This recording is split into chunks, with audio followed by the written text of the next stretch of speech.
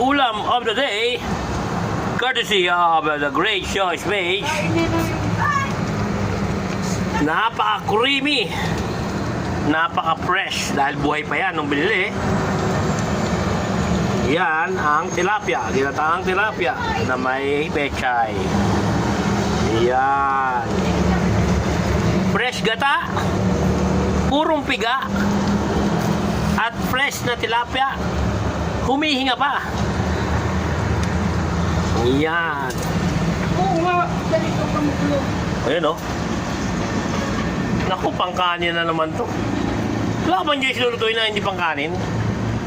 Kaya nga ulam eh, no?